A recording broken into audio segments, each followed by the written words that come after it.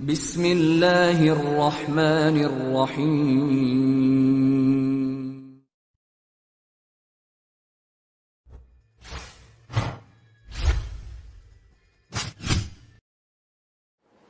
Nah, ini yang disebut dengan mustaqarrah. Mustaqar tadi di Quran surah ke-11 ayat ke-6. Ini yang disebut mustaudaah. Ya, menyebar. Di mana dia tersembunyi itu? Hanya Allah yang tahu. Makanya antum kan beraktivitas kan? Ada yang berdagang, ada yang kerja jadi karyawan, jadi gini, di pengusaha macam-macam untuk mendapatkan apa? Itu yang menyebar ini. Ya. Dan menariknya antum kan minta kepada Allah, ya kan? Bahkan setiap dalam sholat. Coba lihat, Isa aja tadi minta 4 kali. Masih ingat nggak? Ya, coba duduk di antara dua sujud itu. Ya, antum baca apa? Rabbighfirli wajburni war. Apa artinya warzuqni? Minta rizki. Tuh. Antum minta rizki. Antum ke pusat minta tuh kepada Allah. Ya Allah, saya minta rizki. Warzuq itu minta rizki. Ada yang belum tahu. Ya 4 kali Isa warzuqni. Setelah Isa masih minta juga. Ya Allah, berikan saya rizki. Yang tadi apa dalam sholat? Warzuqni. Warzuqni minta rizki. Antum minta ke pusat tuh, minta. Ya Allah, minta. Soalnya Allah disebarkan. Ambil. Cuman persoalannya yang kurang lengkap, kita nggak belajar bagaimana cara ngambilnya. Nggak tahu infonya, ini nyebarnya kemana aja nih.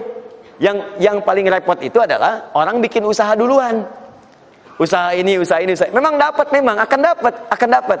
Cuma karena kita nggak tahu cara menyebarnya, maka masanya lebih lambat cara mendapatinya. Dan itu nggak terukur. Nggak terukur dalam konteks apa? Dalam konteks memetakan aktivitas kita. Kadang-kadang, maaf, waktunya sholat masih sibuk nyari ini. Ya, jadi kita nggak bisa bagi kapan sholat, kapan baca Quran, kapan sedekah, kapan tilawah, kapan ngapalin Quran. Coba lihat Abu Bakar As-Siddiq radhiyallahu ta'ala anhu. Itu kan pedagang sukses, pebisnis sukses, hartanya banyak, tapi masih sempat sholat tahajud sampai khatam Quran. Masih sempat sehari punya program sedekah, sehari nengokin orang sakit, sehari bisa menyolatkan orang yang meninggal, sehari bisa nganterin orang ke alam kubur. Itu ketika Nabi tanya, siapa malam ini hari ini yang sempurna jamaahnya, ngacung semua. Siapa hari ini sudah sedekah, sebagian turun tangan, Abu Bakar masih angkat.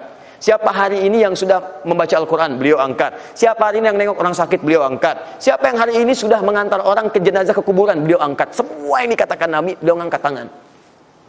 Nah, pertanyaan saya itu bagaimana cara manage aktivitasnya? Karena beliau tahu kunci rezeki itu ada di sini. Kalau nyebarnya ke sini. Maka beliau atur aktivitas ibadah saya ini yang ke sini. Yang rezeki ini yang ini. Atur waktunya kapan mendapatkan yang ini, kapan mendapat yang lain. Yang paling dahsyat ini nanti yang akan kita bahas.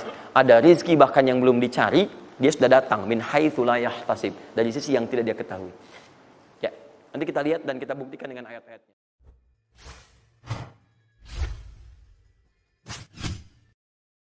Yang paling dahsyat ini nanti yang akan kita bahas. Ada rizki bahkan yang belum dicari, dia sudah datang min haitsu la yahtasib, dari sisi yang tidak dia ketahui. Ya, nanti kita lihat dan kita buktikan dengan ayat-ayatnya. Satu, jenis pertama, rizki yang mutlak dicari dengan ikhtiar. Ikhtiar dalam tanda kurung usaha. Dalilnya Quran surah 53 ayat 39. Quran surah 53 ayat 39. Ya, malam ini insyaallah saya buka pintu yang pertama adalah pintu ikhtiar. Ya. Ya, jadi antum kalau sudah tahu pintunya, nggak usah dari pintu ke pintu antum mengetok untuk menawarkan nama. Ya. Karena ada yang dari pintu ke pintu ku coba tawarkan nama gitu kan, nggak usah gitu. Udah tinggal antum ini kan aja ini. Udah. Satu, ikhtiar lewat usaha. Turunannya satu, Quran surah kedua ayat 168. Kalau ingin dipercepat, Quran surah kedua ayat 172. Kalau pengen lebih cepat lagi, Quran surah ke-7 ayat 96. Dah sampai sini. Nah, kalau terjadi semacam terlihat ya pelambatan, maka ada teori, jangan dilihat sebagai pelambatan, tapi dilihat sebagai percepatan akumulasi. Ya, akumulasi supaya terkumpul lebih banyak pada saat antum membutuhkannya. Ya, nanti kita lihat dalilnya di Quran surah 46 ayat ke-15. Ya. Ini wajib hafal ya. Tenang aja, pertemuan kita berikutnya kapan? Masih 1 pekan. Gampang. Masya Allah. Orang 3 hari apa 200 ayat Al-Imran. Masa sepekan antum berapa ayat sih ini? Gampang ini. Ayatnya juga pendek-pendek, insya Allah. Ya. Sudah? Jangan dulu dilihat, catat aja dulu. Kalau antum lihat sekarang, antum nanti udah ini duluan. Catat dulu aja. Sudah? Sudah ya? Baik, ini udah. Nah, sekarang turunannya, kan ini baru intinya. Turunan amalannya. Ini wajib antum kerjakan. 1, di turunan amalannya. Quran surah ke-17 ayat 78 sampai 82. Ini wajib antum kerjakan. Demi Allah saya katakan wajib antum kerjakan. Kalau ini antum gak usah hafalkan untuk dites. Ini gak akan dites insyaallah. Tapi antum wajib amalkan saat nanti menunaikan ibadahnya. Baca ayat ini. Ya, dites oleh kita sih enggak. Cuman saat antum kerjakan mesti hafal ini saat ibadahnya. Ya. Karena antum akan baca dalam sholat. Ya. Sama aja dong artinya. Terus kan? Terus. Quran surah ke-73 ayat 1 sampai 20. Tidak akan muncul di ujian. Insyaallah. Dah? Teruskan. Quran surah ke-15 ayat 9. Dan Quran surah ke-54 ayat ke-17. 1 ayat saja. Mau 1 ayat, mau 4 ayat? 4 ya, boleh ya? 4 ayat ya, boleh ya? Ayat 17, ayat 22, ayat 32, ayat 40. 4 ayat. Insya Allah saya bermohon kepada Allah 4 ayat ini bunyinya sama supaya memudahkan hafalan antum.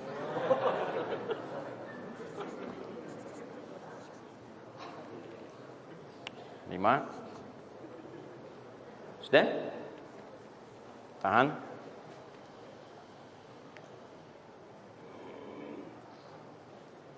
Sudah?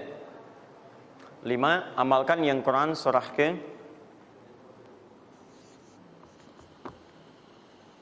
51 ayat 18. Ini untuk mempercepat pengabulan doa. Jadi kalau antum minta seketika. Sudah?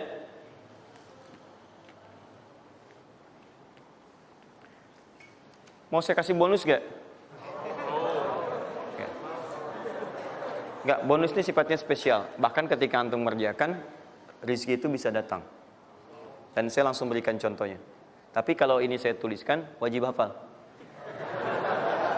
Siap ya? Karena ini tawarannya tinggi, ya. Pilih mana? Enggak saya kasih, antum cari sendiri, atau saya kasih, tapi wajib hafal. Boleh? Baik. Dan ini ayat pertama, mana panitia? Lihat ya, ingat baik-baik, ini ayat pertama yang akan menguji. Jadi password kunci pertama untuk masuk pekan depan, ayat yang ini. Quran, surah ketiga Ali Imran, ayat 35 sampai 39.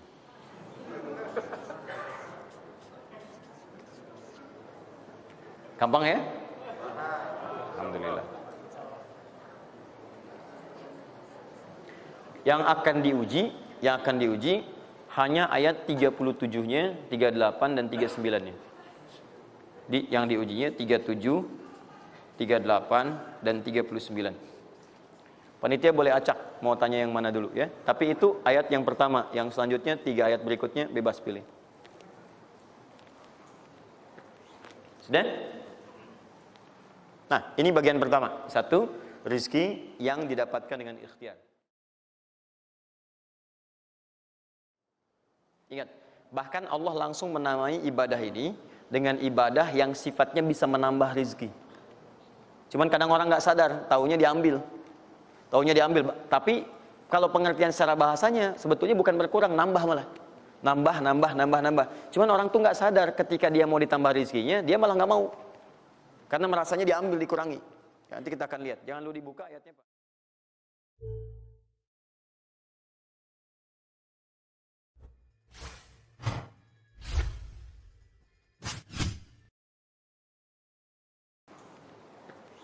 Sudah? Nah, ini bagian pertama. Satu, rizki yang didapatkan dengan ikhtiar. Kedua, rizki yang didapatkan dengan bersyukur. Dua, dengan syukur.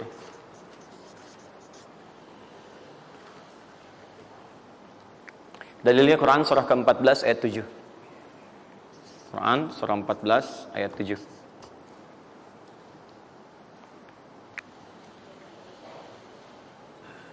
Yang saya kotaki itu yang dihafal ya. Yang saya kotaki itu yang dihafal.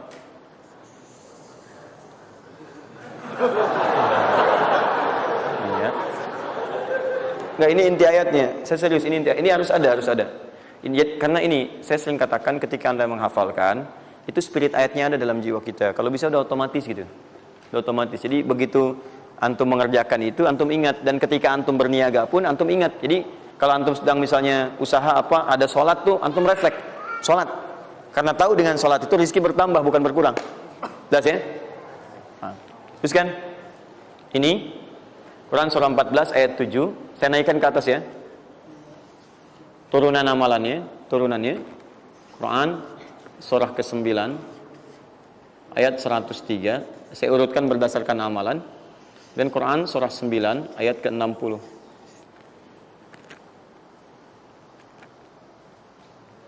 Sudah?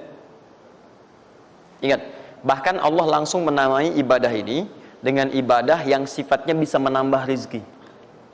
Cuman kadang orang nggak sadar, taunya diambil. Taunya diambil. Tapi kalau pengertian secara bahasanya sebetulnya bukan berkurang, nambah malah. Nambah, nambah, nambah, nambah. Cuman orang tuh nggak sadar ketika dia mau ditambah rezekinya, dia malah nggak mau. Karena merasanya diambil, dikurangi. Ya, nanti kita akan lihat. Jangan lu dibuka ayatnya, Pak. Ya, itu saya. Nah, tawaran saya yang kedua nih. Ya, ini kan tadi tawaran pertama. Mau nggak saya kasih bonus lagi? Nah, saya serius. Ketika Anda kerjakan, penambahannya langsung minimal 700 kali lipat nilainya. Mau? Alhamdulillah. Sama, ini 3, ini pun harus 3. Ya. Quran surah kedua ayat 261 sampai 263. Nah, ini saya kotakin.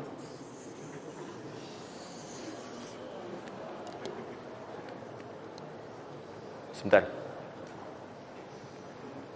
Quran surah kedua ayat 261 sampai 263. Saya mohon izin ya, saya lihat dulu satu.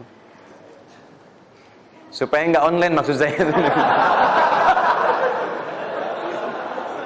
Pokoknya Anda online ada masalah dengan saya nanti. Nanti saya kasih di akhir, rumus cepat menghafalkan. Sudah? Tahan. 2. Nah, yang ketiga, nanti saya simpan dulu aja supaya Anda fokus yang ini dulu untuk berlatih selama sepekan. Ya, berlatih selama sepekan. Supaya nanti, karena yang ketiga ini lebih cepat lagi. Lebih cepat. Saya khawatir Anda melakukan lompatan langsung pada yang ketiga. Nah, persoalannya kita mesti berurut. Karena yang satu dengan dua ini, keduanya saling bersinergi. Begitu yang kedua udah dapet, yang ketiga lebih mudah. Ya, karena sudah punya kebiasaan dari yang pertama tadi. Kalau saya munculkan yang ketiga sekarang, maka persoalan terbesarnya adalah kebanyakan orang nanti akan meninggalkan yang ini. Ini yang paling bahaya. Semuanya pada di masjid aja gitu kan, dan sebagainya. Jadi nggak ada di kantor kosong, di bank kosong. Jadi hilanglah kehidupan di muka bumi. Ya. Jelas ya? Nanti kalau ini udah enak, nanti saya turunkan ini yang dikejar oleh sahabat kemudian. Sampai Utsman bin Affan, Abdurrahman bin Auf tuh hobinya cuma nungguin tahajud aja. Nungguin tahajud, datang. Bukan nggak kerja. Karena semuanya sudah melewati batas ini. Ini udah selesai, mereka pindah pada level yang ketiga. Itu kalau tiap malam lomba, dikisahkan oleh Imam An-Nawawi dalam kitabnya Tibyan, itu lomba dengan Abdurrahman bin Auf, Tamim Ad-Dari, itu tiap malam paling minimal sekali khatam Al-Quran dalam tahajudnya. Tapi dahsyatnya, besoknya, sekiannya itu selalu datang. 60, kalau kita sekarang 60 kontainer datang, isinya emas, perak, berlian, macam-macam. Ya, kebayanglah kalau ke PTM datang 60 kontainer isinya emas, perak. Makanya nggak ada yang dikasih lagi sekarang. Jadi kalau Anda ingin mendapatkan apapun, mau dapat pahala, dapat rezeki, dapat ini, dapat itu, maka semua bergantung yang pertama pada tingkat kesungguhan usaha Anda. Usaha yang serius, yang sungguh-sungguh disebut dengan sa'a, yas'a, sa'yan.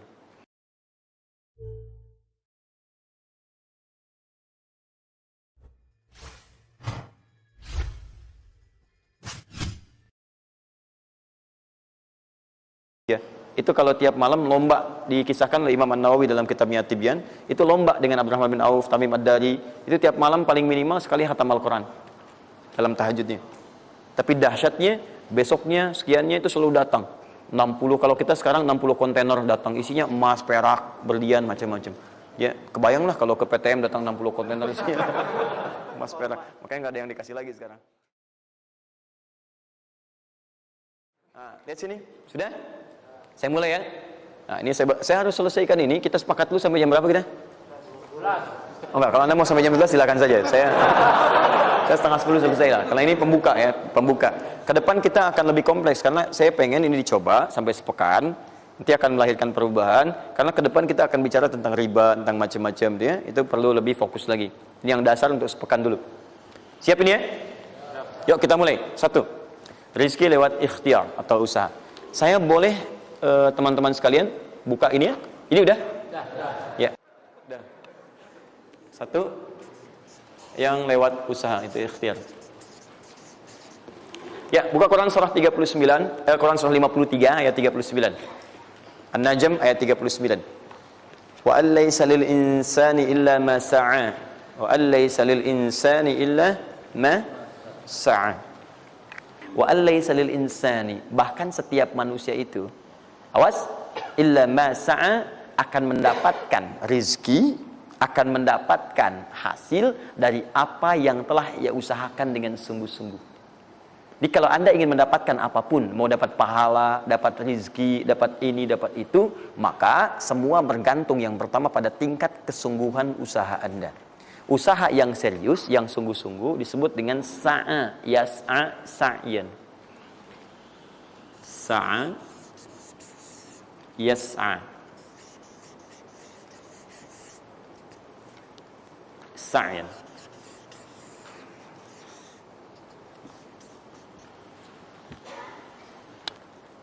Ini sa'a, yas'a, sa'yan tidak disebutkan dalam bahasa Arab kecuali menunjuk satu usaha yang sangat serius, sungguh-sungguh.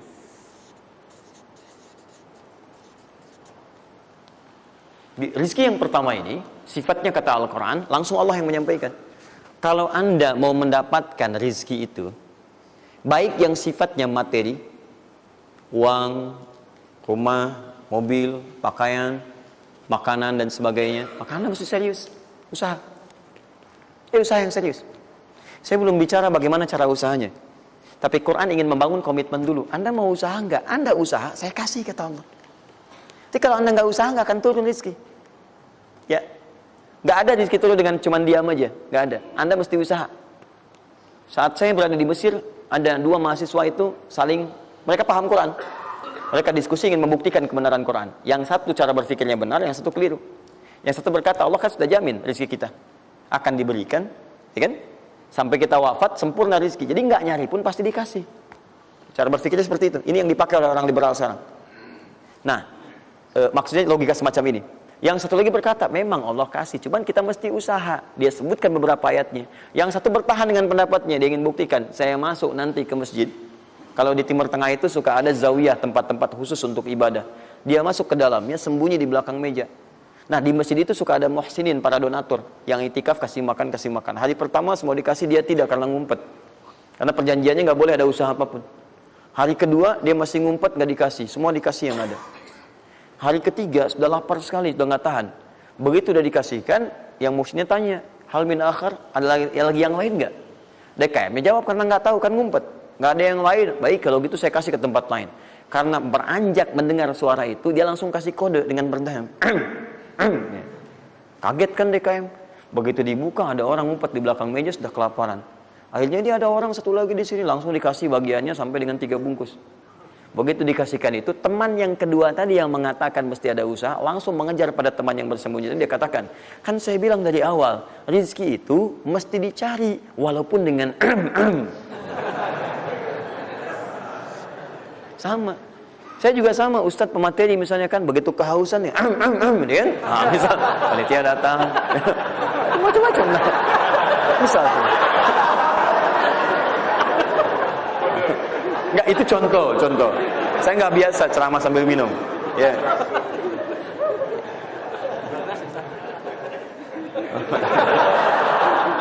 Jelas ya? Nah, jadi prinsip yang pertama, kita harus punya komitmen yang kuat dengan Allah. Kata Allah, kerja ya kerja. Kata Allah, usaha ya usaha, jangan diam. Di usaha itu sepanjang keluar yang disebut usaha dari dalam tubuh kita, kaki melangkah, tangan bergerak gitu kan, kemudian mulut berbicara, bersuara, atau telunjuk menunjuk aja, ada usaha, rezeki turun. Apa butuh pembuktian lagi? Tuh lihat di beberapa belokan-belokan tuh, cuman orang begini aja, prit, 1.000, makasih Pak, 2.000, makasih bos, ya kan, 5.000, paman. Om.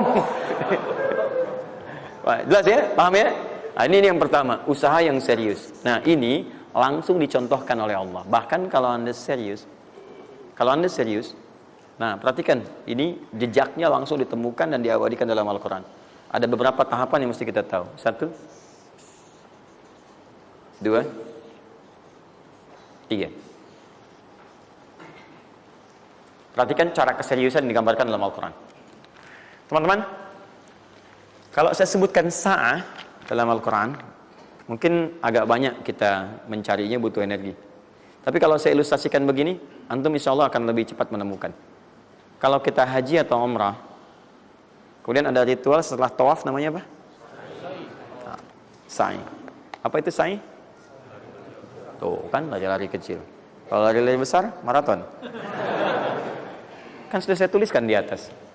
Sa'i itu kan dari sini tulisannya. Ya. Dari mana sa'i itu? Safa ke Marwah. Ya, buka Quran surah kedua ayat 158. Paling kiri di pertengahan. Innas safa wal marwata min sya'airillah. Faman hajjal bait aw i'tamara fala junaha alaihi ay yattawafa bihima. Man tatawwa khairan innallaha syakirun alim. Lihat sini. Ibadah ini kenapa dinamakan dengan sa'i? Dan sementara orang sekarang agak kurang tepat menerjemahkan dengan lari-lari kecil. Dalam bahasa Arab lari kecil bukan sa'i. Dalam bahasa Arab lari-lari kecil itu bukan sa'i. Ingat baik-baik kalimat ini. Kenapa dinamakan dengan sa'i? Karena di tempat ini pernah ada satu sosok yang sangat bersungguh-sungguh untuk berusaha.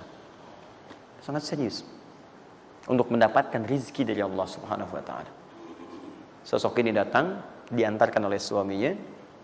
Kemudian ketika diantarkan, ternyata ini yang paling menarik. Ini yang saya berikan 3 panah ini. Diabadikan kisah ini di Quran surah ke-14 ayat ke-37.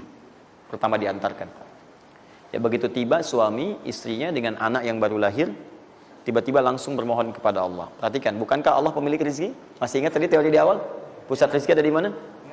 Baik. Nah, ini teman-teman sekalian, kaidah yang pertama, kalau antum ingin berikhtiar berusaha, maka hal yang pertama dilakukan adalah mendekat dulu kepada pemiliknya. Mohon minta kemudahan, minta petunjuk, minta kenyamanan, minta keberkahan. Itulah sebabnya sebelum kita berangkat, kita sholat dulu. Sholat subuh, sholat fajar, menghadap, usahakan. Makanya Nabi setelah selesai sholat, selalu minta kepada Allah diberikan petunjuk mendapatkan rezeki. Ya, yang di Ibnu Majah nomor hadis 925 itu, Allahumma inni as'aluka ilman nafi'a wa rizqan thayyiba wa amalan mutaqabbala. Minta. Kalau dalam bahasa kita, ya Allah berikan saya hal yang bermanfaat, ilmu bermanfaat dan rezeki terbaik di hari ini. Minta. Nah, begitu sampai beliau bermohon pada Allah, Rabbana inni askantu min dzurriyyati biwadin ghairi dzi zar'in inda baitikal muhram. Perhatikan ya. Ya Allah, saya bermohon kepadamu, Engkau yang merawat kami, memerhatikan kami, memberikan rezeki kepada kami. Sifat rububiyah yang disebutkan namanya Rabb. Begitu meminta kepada Allah, ya Allah sekarang saya diperintahkan olehmu sebagai tawadu. Nabi Ibrahim mengatakan, saya menempatkan sebagian keturunan saya, istri saya, anak saya di satu tempat yang sangat gersang. Enak bayang nggak?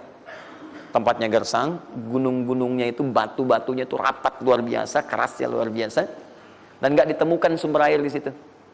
Artinya, ini kondisi yang paling dalam lah, ya. Kondisi yang paling sulit didapatkan. Jadi, selevel tumbuhan pun nggak ada. Jadi, saya mau katakan begini, lihat ya. Anda pergi ke satu tempat, Anda berusaha tuh masih ada. Google-nya ada, bangunannya ada, kendaraan ada, modal ada. Tinggal kelihatan semuanya jadi aktiva semua tuh. Tinggal kita olah aja. Ada orang yang pernah mendatangi tempat yang semuanya nggak ada bahan-bahannya. Bayang ya? Kosong. Tuh, saya pernah satu kali waktu ada krisis itu, beberapa ke belakang, itu semua showroom macam-macam itu pada jatuh.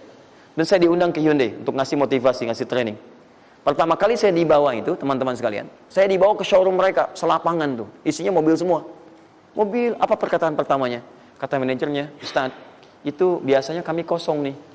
Sekarang banyak seperti ini katanya. Mohon nanti diberikan gambaran seperti apa, kami mesti semangat macamnya. Saya bilang, Pak, Bapak itu luar biasa ya. Tahu nggak Pak, orang yang pertama kali menemukan mobil, jangankan mobil begininya, bahannya aja susah nyarinya. Masuk kemudian ke showroom aja nggak ada, di belakang rumahnya cuma otak-atik cari bahan macam-macam, jadi yang sederhana. Ya dari situ aja jadi mobil. Bapak sekarang udah ada mobilnya, tinggal dipasarin aja. Nah sekarang banyak orang banyak mengeluh. Nabi Ibrahim dulu cuma bawa istrinya ke tempat yang gersang luar biasa, nggak ada potensi apa-apa, materinya kosong, itu gersang, tumbuhan nggak tumbuh. Apa yang terjadi? Begitu sampai di situ, satu kalimat ketika meninggalkan Ibrahim istrinya Sayyidah Hajar dengan anaknya Ismail alaihissalam, maka pertanyaan pertama dalam satu riwayat, ahadza min amrillah, apakah semua ini ketetapan Allah? Maka dijawab bala. Perhatikan prinsipnya, selama ini ketetapan Allah, maka Allah tidak akan menyia-nyiakan saya. Dan rizki telah Allah tetapkan kepada kita, maka Allah tidak akan pernah menyia-nyiakan kita. Paham ya? Jadi kalau Anda ditempatkan di kondisi apapun, bahkan mulai belum bekerja, baru lulus kuliah, bahkan mulai baru membuat satu bisnis misalnya, atau macam-macam halnya, ingat, ada yang lebih buruk kondisinya daripada Anda, yang semua bahannya bahkan belum didapatkan. Dan dia yakin dengan Allah. Sepanjang Anda punya Allah, maka semua akan mudah bagi Anda. Ini prinsip yang pertama. Jelas ya? Nah, kalau sudah paham sampai sini, belum berhenti karena ada komitmen untuk usaha. Apa usahanya? Maka Ismail menangis satu saat, dan Allah tetapkan asinya nggak keluar dari ibunya. Begitu tidak keluar, nah anak ini kan pasti bergejolak. Tangan bergerak, kaki bergerak, disimpan di bawah. Saat bergerak itu kakinya menghunjam ke tanah, tangan bergerak, nggak keluar apapun. Ibunya ini yang menempuh usaha yang sangat serius untuk mencari. Dia tahu kalau cuma diam nggak akan datang. Maka ibunya menerapkan satu ketentuan pertama yang nanti diabadikan dalam Al-Quran, yaitu teori rizki dengan ikhtiar, mencari cara yang serius. Nah, cuma apa yang akan kita keluarkan saat ini terlepas dari usaha apapun yang Anda kerjakan saat ini. Tapi teori dasarnya adalah ketika Anda menempuh usaha yang serius ini, ada beberapa tahapan yang mesti Anda lalui. Persoalannya, waktu saya sudah habis 9:30. Nah, saya mau minta sedikit aja, boleh nggak saya tambah 5-10 menit? Alhamdulillah. Nah, satu, saya agak cepat ya, saya agak cepat. Satu. Ya. Yang pertama beliau lakukan, beliau kemudian mencari itu dengan semangat, naik ke satu bukit. Naik. Bukit apa namanya? Kapan bukit itu dinamai dengan Sofa? Ini persoalannya. Belakangan kan? Belakangan, setelah itu bukit Sofa. Dari mana munculnya Sofa? Sofa itu kan kalau kita gali dari akar katanya, ya berasal dari kata tasfiyah. Ya, Sofa, Yasfi, Sofyan, wa tasfiyatan, wa Sofian, wa Sufyanan. Kalau pakai sin Sufyan, kalau pakai sod Sufyanan. Sofiyun. Tasfiyah artinya menyaring sesuatu yang kotor sehingga yang bersih aja yang kelihatan. Kalau Anda menyaring sesuatu, saring, bersihnya itu ada, kotornya hilang, dibuang. Itu namanya tasfiyah. Pakai ta, sod, fa, ya, ta. Ini. Hasilnya disebut dengan sofa. Orangnya disebut dengan Sofi atau Sufi. Perempuannya disebut dengan Sofia. Jadi kalau ada yang namanya misalnya Sufi atau Sofia, ini orang yang mampu menyaring segala yang kotor dalam dirinya sehingga yang keluarnya yang baik-baik aja. Kalau bicara ada yang provokasi, mau ngucapkan yang kotor dia tahan, keluarnya yang baik. Mau melihat ada yang kotor dia palingkan, dia yang baik. Itu Sofia. Perempuannya, laki-lakinya Sofi, ya, atau Sufi. Baik. Nah, Sofa, kenapa disebut dengan Sofa bukitnya? Karena pada saat itu, walaupun tidak ada modal, situasinya sulit, beliau bisa menyaring keadaan dirinya, sehingga menghilangkan yang kotor-kotor dalam benaknya, dan yang ada cuma prasangka baik kepada Allah Subhanahu wa Ta'ala. Maksudnya Pak, kalau Anda ingin memulai usaha, sehebat apapun, walaupun gak ada modal, gak ada apapun, hal pertama, modal terbaik yang Anda mesti lakukan adalah berprasangka baiklah kepada Allah Subhanahu wa Ta'ala. Safa. Positive thinking kepada Allah. Allah sudah janjikan kepada saya, maka saya akan memenuhi apa yang Allah perintahkan. Dan akhirnya Allah memberikan apa yang dijanjikan. Sudah ya? Kalau Anda memulai dengan perasaan yang baik, yang positif, nanti Allah akan angkat Anda berada di puncak seperti Sayyidah Hajar naik ke atas bukit itu. Sudah ya? Dan perasaan Anda pun akan enak. Tapi kalau belum apa-apa Anda sudah negative thinking kepada Allah, maka mohon maaf, jangankan rizkinya, maka usaha Anda pun tidak akan maksimal. Effortnya akan sangat kurang. Anda baru mau ke kantor, terus tiba-tiba melihat mendung, ya, terus orang udah mulai macet, terus negatif muncul di situ, ya, mendung, macet. Terus apakah dengan mengatakan ya, mendung dan macet, kemudian macet itu akan terurai? Mendung itu akan sirna? Tidak. Sampai Anda bikin status pun nggak akan pernah kelar.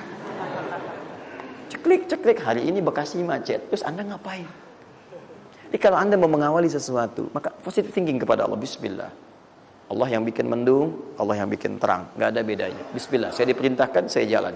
Tak bisa, kemudian saya coba cari alternatif. Macam Anda usaha. Paham ya? Nah, kemudian, bukankah seseorang berusaha itu ingin mendapatkan sesuatu? Puncak hal yang diinginkan, yang diharapkan itu bentuknya rizki.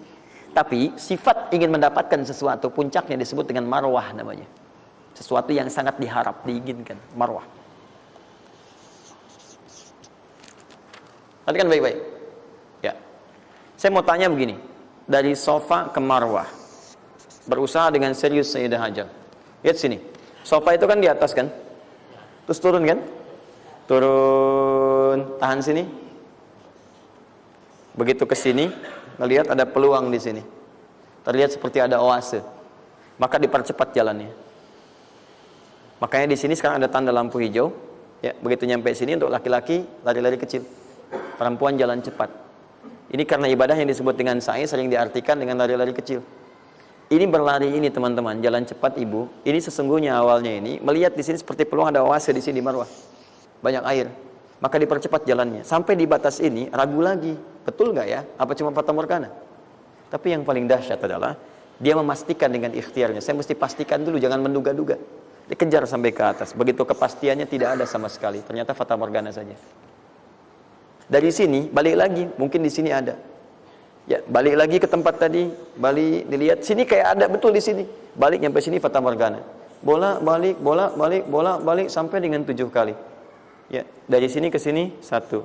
Sini ke sini 2. Ini 3, 4, 5, 6, 7. Ingat, sofa selalu genap, marwah selalu ganjil. Kalau Anda umrah, kemudian tiba-tiba Anda merasa berakhir selesai, tapi posisi Anda di sofa kemungkinan cuma 2. Kalau bukan Anda kurang, baru 6 kali, atau Anda terlampau soleh 8 kali. Pasti di sini.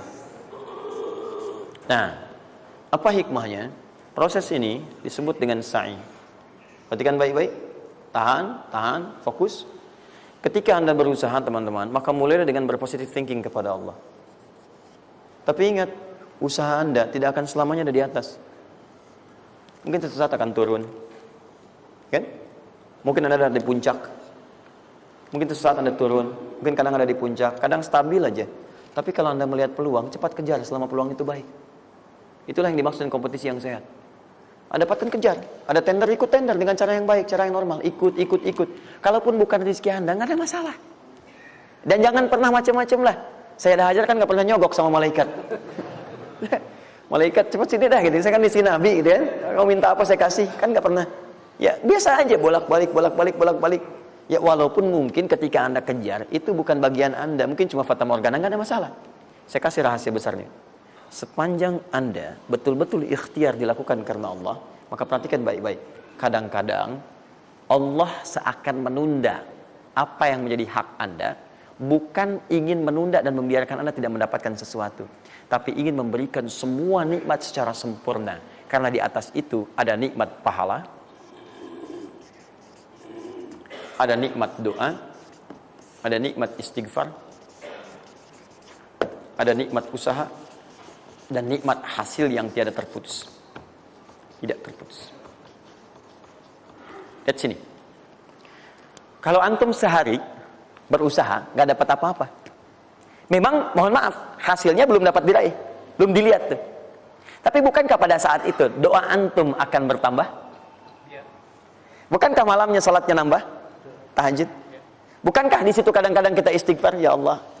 Teman-teman, bukankah istighfar menggugurkan dosa? Bukankah berdoa menambah harapan, mengakumulasikan sesuatu? Bukankah tahajud menambah pahala lagi? Kadang-kadang yang diinginkan oleh Allah pertama kali bukan dunia dulu. Ketika Allah mencintai seorang hamba, dia akan berikan pahala akhirat dulu. Karena dunia itu sifatnya sementara. Hei fulan, kamu kemana aja? Kemarin kamu jauh dari saya, baru sekarang kamu pikir dekat dengan saya. Saya nggak pengen kasih dunia dulu, dunia itu kecil. Kalaupun di seekor sayap samuk sebelahnya, sebelah sayap nyamuk ada dunia itu ada nilainya, saya kasih buat kamu deh, nggak ada nilainya.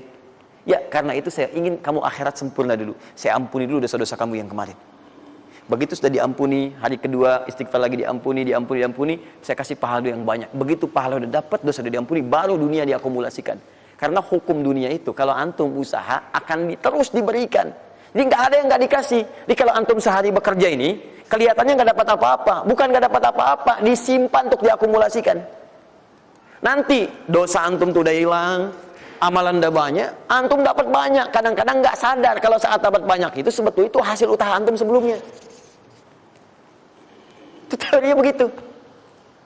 Ya, jadi nggak ada yang nggak dapat apa-apa. Semua akan dinilai. Sepanjang antum bergerak dikasih, dan antum buktinya hidup juga. Sampai ke hari itu kan masih hidup. Bisa makan juga di hari itu. Bisa beraktivitas juga, sehat juga dan sebagainya. Belum dapat apa. Makanya kata Nabi, yang hari itu ada makanan, dia orang kaya sebetulnya. Kalau besok masih ada lagi, kaya banget. Antum sampai sebulan masih ada cadangan. Kenapa kita mesti berkeluh kesah? Dan belum tentu hidup juga sampai besok. Yang tuh mau ngumpulin apa? Nah, maka prinsip yang terbaik adalah ketika antum berikhtiar, ikhtiar usaha yang maksimal. Tapi jangan khawatir kalau antum kerja sehari nggak dapat, 2 hari belum ada usaha. Jangan khawatir teman-teman sekalian. Rumus yang mengatakan semua ketika badan bergerak maka rezeki dituliskan untuk keluar. Tapi kadang-kadang ada yang Allah inginkan lebih besar dari apa yang Anda harapkan. Apa yang Allah harapkan ikutkan ke situ, maka Anda akan mendapatkan akumulasi bagiannya. Itu yang dilakukan oleh Sayyidah Hajar. Begitu beliau kemudian naik ke Marwah, nggak dapat, naik ke Safa nggak dapat. Apa pernah tertuliskan dalam riwayat sedikit aja Sayyidah Hajar mengeluh? Tunjukkan kepada saya kitab mana yang pernah menunjukkan riwayat ketika bolak-balik itu kemudian Sayyidah Hajar berkata, ya Allah, saya kan istri Nabi, saya kesini memenuhi perintahmu ya Allah. Ini udah capek, kenapa belum turun juga? Pernah nggak? Kedua, ketiga, keempat, kelima, sampai ke yang ketujuh. Begitu sampai di Marwah, baru kemudian diakumulasikanlah itu. Apa yang terjadi? Ibunya yang usaha bolak-balik. Airnya keluar dari mana? Anaknya, kakinya kemudian menghentak lagi. Tiba-tiba keluar air dari situ. Pertanyaan saya, ibu yang lebih tahu di belakang. Kan kalau anak itu sedang haus, pasti tangan kakinya bergerak kan? Kenapa saat pertama disimpan bergerak, airnya keluar? Sudah 7 kali bolak-balik, baru air keluar. Silakan lihat riwayatnya. Pada hentakan itu, ketika 7 kali ibunya bolak-balik, malaikat mengepakkan sayapnya. Itu yang menghantam air dan keluar air. Malaikat yang ditugaskan Allah memberikan rezeki namanya Mikail. Itu ada di Quran surah kedua ayat ke-98. Ya, man kana aduwwan lillahi wa malaikati wa rusuli wa jibril wa mikail. Mikail. Di antara tugas Mikail oleh Allah ditugaskan untuk memberikan rezeki. Yang paling menarik, perhatikan baik-baik. Begitu airnya keluar, ibunya sedang di Marwah, sedang berdoa nih. Makanya kalau sa'i di sofa ngadep ke kiblat berdoa dulu, ke Marwah ngadep ke kiblat berdoa dulu. Begitu sedang berdoa nyampe ke Marwah yang ke-7, anaknya lebih kencang menangisnya. Ibunya mendengar suara nggak biasa, dikejar ke sini. Begitu kejar ada air. Apa kata ibunya? Lihat kalimatnya. Zam. Ibunya tidak mengatakan ijma, tapi zam. Zam itu artinya kumpul jangan berhenti, kumpul jangan berhenti, kumpul jangan berhenti. Sampai sekarang air itu tidak pernah berhenti. Perhatikan bagaimana akumulasi pekerjaan seorang ibu yang sangat serius menghasilkan rezeki bukan hanya untuk dirinya, untuk anaknya, cucunya, cicitnya, dan berganti generasi sampai kita sekarang. Kita aja ke zaman Nabi Muhammad, itu teman-teman sudah lewat 15 abad. Nabi Muhammad ke Nabi Ismail 29 generasi. Satu generasi bisa ribuan tahun. Nabi Muhammad ke Nabi Musa aja 2000 tahun, ke Nabi Isa 600 tahun. Sekarang ke Nabi Ismail 29 generasi. Muhammad bin Abdullah bin Abdul Muttalib bin Hashim bin Abdul Manaf bin Qusay bin Murrah bin Kilab bin Ka'ab bin Ghalib bin Fihir bin Malik bin Nadar bin Kinana bin Khuzaimah bin Mudrikah bin Ilyas bin Salam bin Nizar bin Mudar bin Ma'ad bin Adnan bin Adi bin Adri, ya, bin Muqawwam bin Nahur bin Tari bin Ya'rub bin Yasib bin Nabit bin Ismail alaihissalam. 29 generasi. Yang bisa mengulang 29 ini saya bebaskan paspornya untuk menghafal Quran di pekan depan. Silakan. Boleh, silakan. Tapi kalau salah satu tambah satu ayat. Jelas? Terakumulasi, maka boleh jadi kita berusaha bekerja, sehari belum dapat, 2 hari dagang belum dapat, tenang. Begitu antum 3 hari, tiba-tiba dagangan diborong habis. Itu sebetulnya usaha antum yang sebelumnya. Tapi antum dapat bonus ampunan dosa, pahala, macam-macam. Maka jangan mengeluh. Dan jangan pernah antum sekali-kali, awas ya, awas, mengeluarkan kata-kata yang seakan-akan Allah menghentikan rezeki antum. Maka disitulah kesulitan paling sulit akan antum awali. Ya Allah, apa engkau nggak sayang dengan saya? Saya perlu usaha apa lagi? Kenapa belum diberikan juga? Dan sebagainya. Itu kadang-kadang membuat seseorang kalau sudah kehilangan arah seperti itu sampai meninggalkan agamanya, itu yang paling fatal. Paham ya? Keluarkan. Tidak usah mikir, tidak usah macam-macam. Dah, 2,5% keluarkan. Itu 2,5% itu paling minimal. Kalau mau 5% keluarkan. Ingat rumusnya, kenapa disebut zakat? Di antara makna zakat itu adalah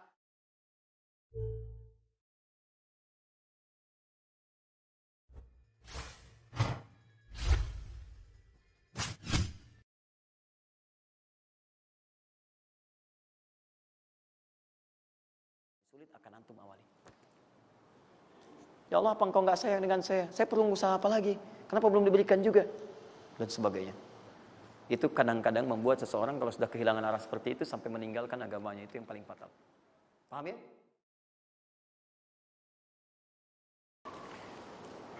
Quran surah ke-14 ayat 7. Nah, tadi Quran surah ke-9 ayat 100 berapa tadi? 3. Quran surah 9 ayat berapa tadi? 60. Yang bonusnya jangan lupa masih di dalam kotak. Quran surah kedua ayat 261 sampai pinter. Ya, alhamdulillah. Kotak wajib dihafal.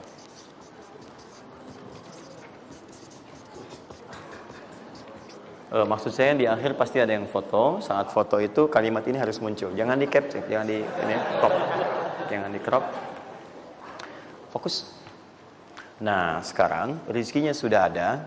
Bagaimana Anda mendapatkan akselerasi dari peningkatan? Ya, baik sifatnya kuantitasnya ataupun juga nilainya. Terus. Ya, maka rumusnya kalau sudah dapat dari usaha itu, tadi kan usaha kan? Ya, ada usaha yang kedua. Masih ingat teman-teman yang punya rezeki siapa? Nah, sekarang Allah tawarkan, saya akan berikan kepada kamu, kata Allah, peningkatan dari usahamu dengan cara yang tidak terlampau susah.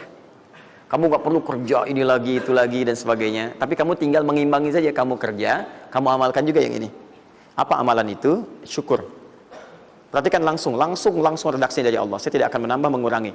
La in syakartum la azidannakum. Ingat, la in syakartum, kalau kamu bersyukur kepada saya, la azidannakum, saya akan tambah bagimu. Jelas ya? Tambah di sini bukan menambah nominal. Ya, karena nominal itu akan tetap. Maksudnya kalau antum 100 miliar aja. Yang ditambahkan itu ada 2. Pertama, penambahan percepatan dan kemudahan dalam mendapatinya. Lebih mudah dari sebelumnya. Yang kedua, penambahan keberkahan di dalamnya. Berkah itu manfaatnya lebih banyak. Yang tadinya 50.000 jadi cepat habis, sekarang tuh banyak manfaatnya. Ya, kepake gitu. Di kalau dulu tuh semua pengen dibeli, dapat 5 juta juga, cuma semua pengen dibeli baju, dibeli gitu kan? Ya ini dibeli, lihat orang beli ini pengen beli itu. Tapi setelah antum kerjakan ini, itu asasnya asas manfaat. Kepake enggak? Manfaat enggak? Kalau manfaat itu saya dapatkan, kalau tidak mungkin hak orang lain yang Allah titipkan lewat saya. Jelas ya? Nah, sekarang lihat. Bagaimana cara bersyukur itu?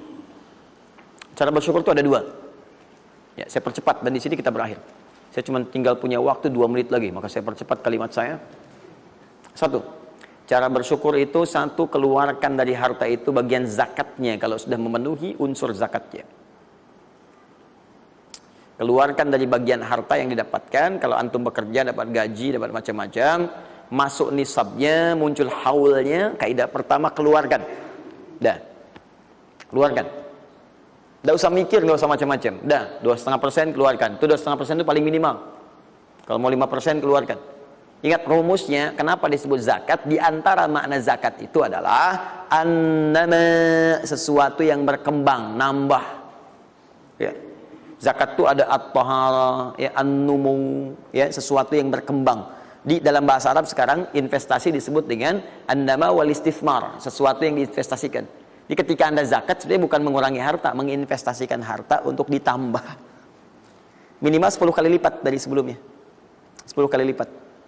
Jadi kalau Anda misalnya keluar zakat, taruhlah misalnya 25 juta, ya, Anda dapatkan. Terus 2,5%-nya diambil dari situ, berapa? 2,25, ya, 2 juta, 2,5. Anda keluarkan tuh. Maka Anda pada hakikatnya sedang melipat gandakan harta Anda 10 kali lipat dari sebelumnya. Jadi Anda akan dapat dari situ 22,5 juta. Bentuknya bisa macam-macam. Ingat, rezeki itu kan bukan hanya uang. Tadi saya katakan. Ya, bisa jadi proyek baru datang nilainya segitu. Bisa jadi apa lagi? Bisa jadi dijaga kesehatan, nggak sakit selama sebulan. Biasanya cek lab ini itu dan sebagainya, ya kan? Kolesterol macam-macam habisnya segitu. Bulan itu nggak ada apa-apa. Terus Anda berkata, alhamdulillah nih sekarang saya kelihatan sehat, gini-gini, hasilnya positif. Padahal Anda itu dihasilkan lewat zakat, lewat macam-macam. Nah, misalnya nggak ada konflik, nggak ada masalah di hari itu, yang kalau diselesaikan nilainya 22 juta. Masa marah dengan istri macam-macam. Mama kenapa sih ma gini-gini? Papa mau damai. S9 Note.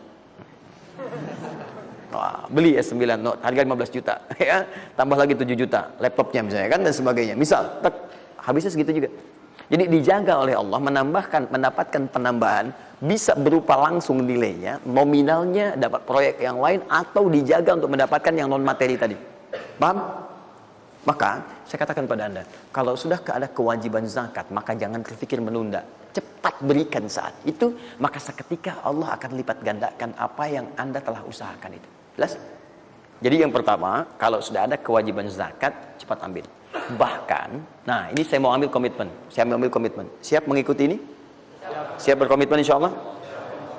Bahkan Allah langsung meminta kepada yang punya otoritas atau juga teman-teman di sampingnya untuk saling mengingatkan. Bahkan kalau punya otoritas langsung ambil.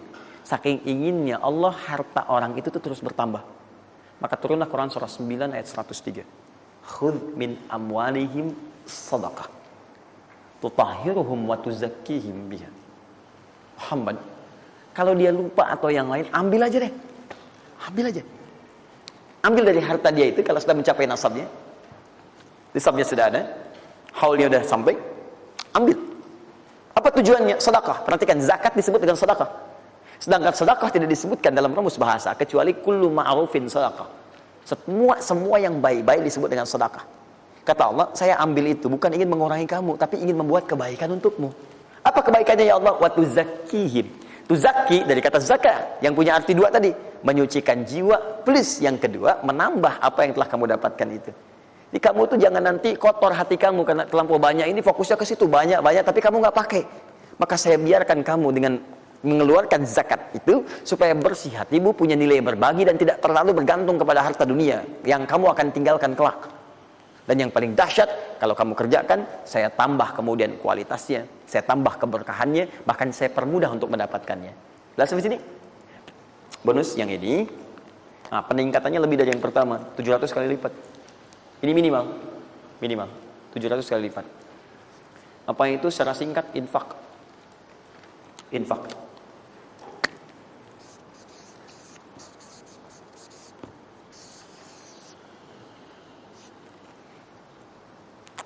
Sudah?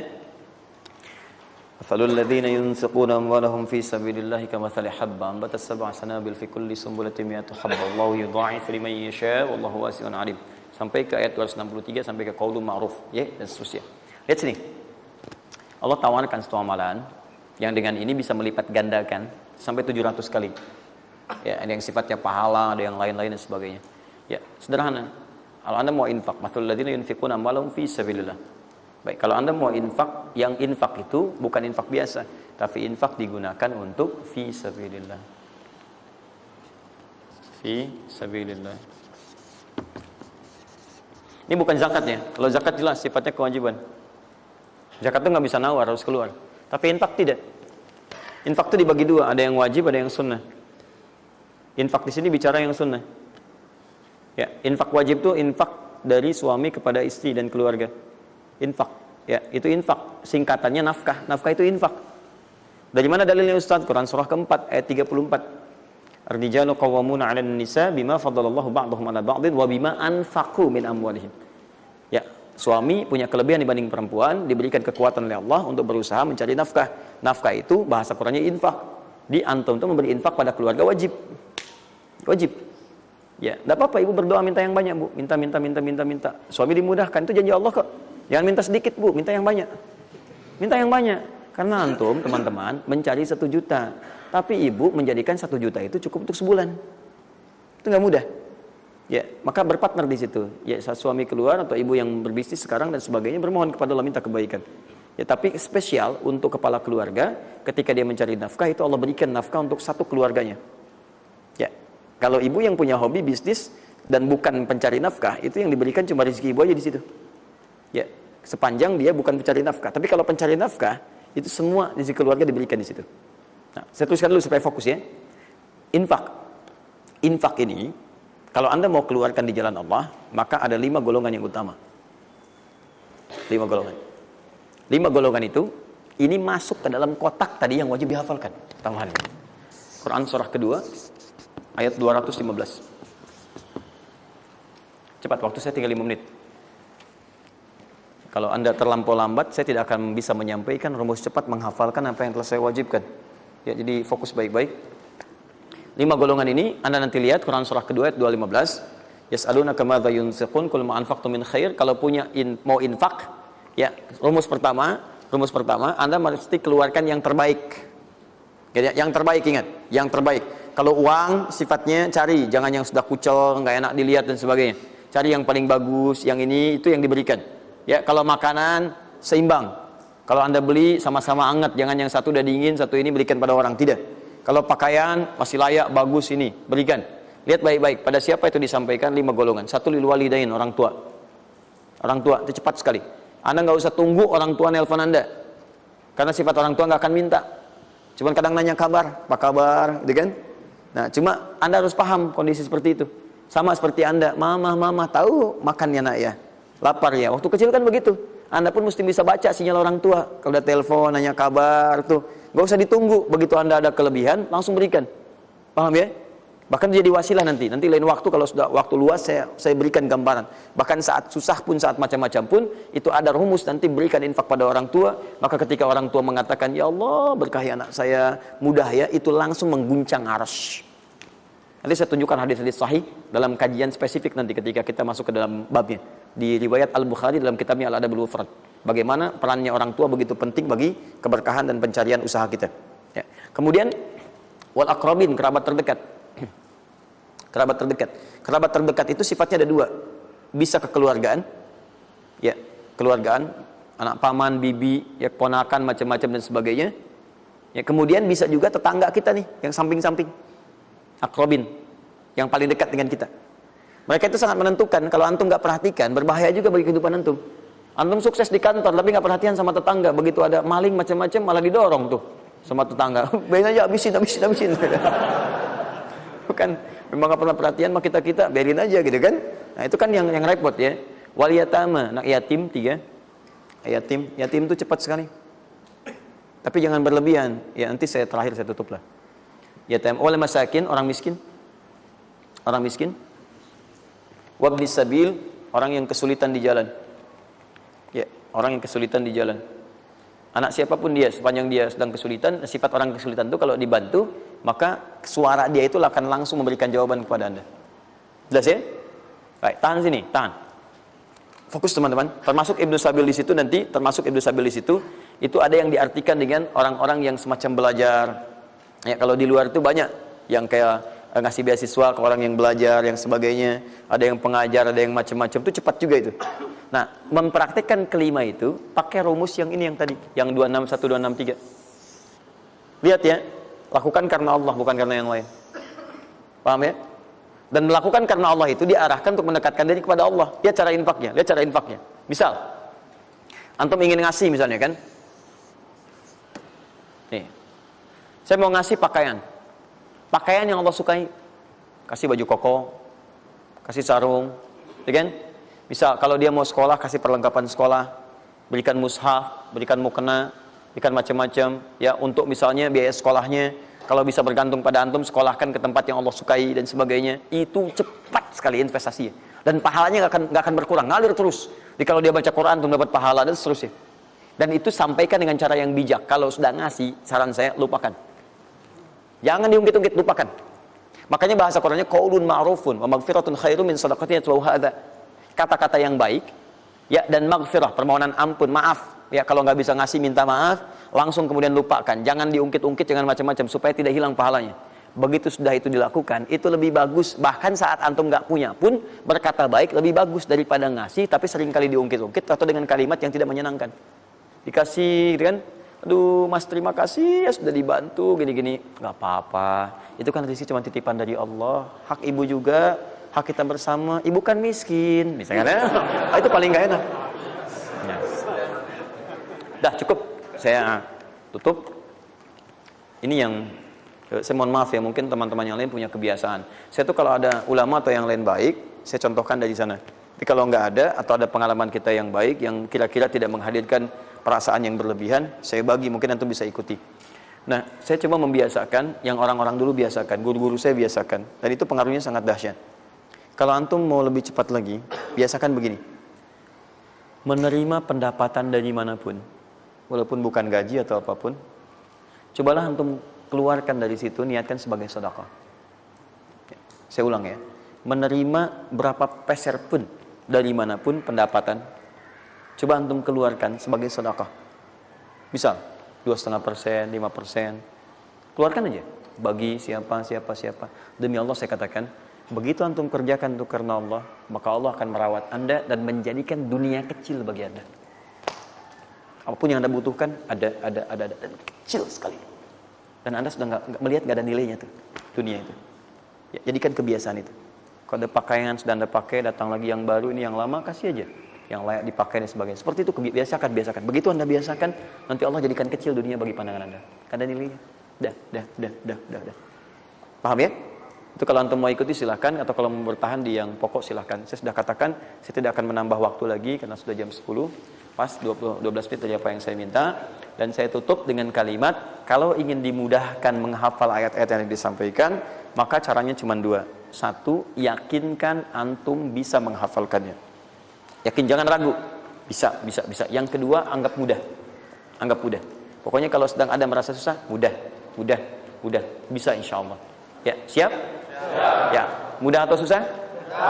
Yakin? Berapa ayat tadi? Sedikit. Itu banyak tuh jadi susah. Saya ulang, jangan pulang. Mudah atau susah? Mudah atau susah? Yakin? Berapa ayat? Luar biasa. Alhamdulillah. Baik teman-teman, saya kira cukup hari ini. Ini kita pembuka. Jangan khawatir sekali lagi, Anda yang tertinggal sudah saya siapkan. Ini ada 3 lembar. Insya Allah jadi panduan kita, bahkan jadi buku insya Allah. Ya. Kapan diberikan ini? Luar biasa. Baik ya. Subhanakallahumma bihamdika asyhadu an la ilaha illa anta astaghfiruka wa atubu ilaik. Wa akhiru da'wana alhamdulillahirabbil alamin. Wal 'afu minkum. Pintu masjid ini hanya ada 3. 1, 2, 3. Dan pekan depan pintu itu hanya dibuka dengan ayat-ayat Quran. Assalamualaikum warahmatullahi wabarakatuh.